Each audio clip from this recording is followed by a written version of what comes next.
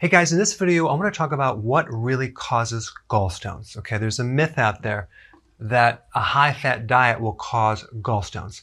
That is absolutely not true. So let's go into that a little bit more. Most stones are cholesterol stones. Okay, so it's a concentrated amount of cholesterol because there's not enough bile. So the real deep underlying cause of a gallstone is bile deficiency. Bile is a fluid that is made in the liver and concentrated in the gallbladder by 20x. And it's used to help you extract nutrients from the food, especially like extracting the fat-soluble vitamins, essential fatty acids, and then the pancreas releases enzymes to help break it down even more. So really the underlying cause of gallstones are a lack of bile, because bile keeps the stone from developing. It keeps cholesterol from forming a stone. And also it disposes of excess cholesterol. So bile is very, very, very, very important. Okay. And if you had your gallbladder out, you're going to be deficient in bile even more, because now you don't have a sac to allow the bile to be concentrated. So the original reason probably they took it out is you had stones. And now they take it out, and now we have a deficiency of bile even more. It trickles down. So you might switch the problem from a stone to another problem of a lack of absorption of fat-soluble vitamins or omega-3 fatty acids or an essential fat called DHA, which is good for your brain and your heart. So it's hard to pull all those in. So without bile, it's like washing your hands without soap. Now, let me talk about things that can trigger the loss or deficiency of bile. Okay, so these are not direct causes, they're indirect causes, because they have to then do things that then decrease bile. So high levels of estrogen can decrease bile and increase your risk of getting stones. From hormone replacement therapy, birth control, being pregnant, all of these actions can increase your chance of getting a stone because it depletes bile.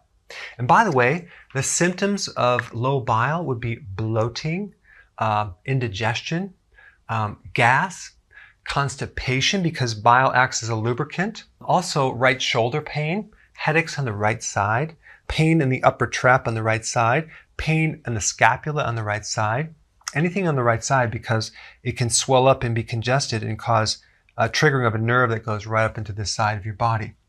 I put some links down below for more information about that.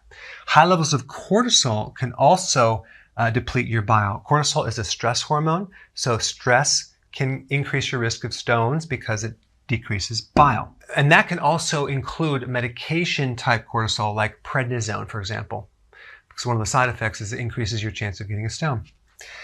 This is a biggie. Increase of insulin can deplete your bile. I mean, a lot of people have too much insulin, probably 60 to 70% of the population. So the thing that triggers insulin is, of course, the carbs, frequent eating. But here's one point I want to bring up. When you combine carbs or bread or pasta with protein, or carbs, sugar with fat, you greatly exaggerate the release of insulin. So if you're doing a high-fat diet with a high-sugar diet, and many of the experiments they do with mice, and they're calling it a high-fat diet when really it's a high-sugar and a high-fat diet, but they don't tell you that, you're going to find that probably you're going to find problems with gallstones or a lot of other side effects. But the point is, higher amounts of fat with low sugar, low carb, it's totally safe. It does not create a problem. It's the combination of the higher fat with the high sugar, or the combination of higher protein with sugar together, that's deadly. Okay, so anyway, we want to keep our insulin low if we want to prevent gallstones. Low-fat diets, vegan diets basically don't have enough saturated fats to trigger enough bile. So this is interesting because people think that it's the fat that causes the problem, but saturated fats is the thing that triggers the release of bile. You need saturated fats. So I personally experienced this in college when I made some meatloaf, okay? And my grandmother was really great at making meatloaf. She sent me the recipe. I didn't read it, I scanned it. It said take like a pound of hamburger, take some bread, bread. Mix it together, bake it, put some ketchup on it, right? So I didn't read the fine line which says drain all the grease out of it. I just kept the grease in there, like all the bread just soaked it up like a sponge, and I ate that whole thing. Now think about it. I combined all the saturated fat with the protein with the bread. Deadly combination, massive spike of insulin. I had a gallbladder attack. I thought I had a stone, but it was just a gallbladder attack, and in the middle of the night. So basically, if I kept doing that, I would eventually develop stones. But a low-fat diet will increase your chance of developing a stone because you don't have enough bile. So don't be afraid of the saturated fat as long as you keep your carbs low. All right, so the next thing is a fatty liver, which, by the way, comes from high levels of insulin now. Now, if there's too much fat in the liver, it's going to obstruct the function of the liver.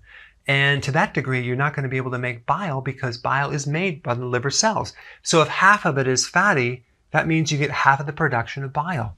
So really, this could be a culprit in why a person develops stones. It's a fatty liver. How do you know if you have a fatty liver? Just look down at your stomach. If you have a gut, you probably have a fatty liver. But the best way is to get an ultrasound and just check it out. Antacids can also disrupt your ability to make bile and use bile. And so what happens is the reason why you need to take antacids in the first place is you don't have enough acid. Now, if this sounds strange for you, watch the video down below on an acidic stomach, because what causes that is low stomach acids. I know, sounds strange, but what happens when you don't have enough stomach acid, what happens, the valve doesn't close and the acid comes up. If you have enough acid in your stomach, the valve closes nicely and you don't feel the acid reflux. So the fact that you need antacids tells me that you don't have enough stomach acid. And stomach acid is one of the triggers for the bile to release from the gallbladder, okay? So anyway, if you don't have enough of that trigger coming from the stomach, this can actually really create a dysfunctional gallbladder and create a whole series of problems, a chain reaction that occurs just because the stomach pH is not correct. And one last thing, if you're not consuming enough vegetables, you're not going to be able to feed your microbes in your large intestine the food that they need to help manifest the quantities of microbes that you need to help recycle bile. So 90% or 95% of all the bile is recycled, and a big portion of that is done by the friendly microbes in your gut. So if you don't have those microbes there, that could be the reason why you can't recycle bile. Another common cause, okay? Don't have enough bile, you start increasing your risk of getting stones. All right, anyway, I hope this helped you understand what's really behind the stones, and put your comments down below. I'm curious what you think about this.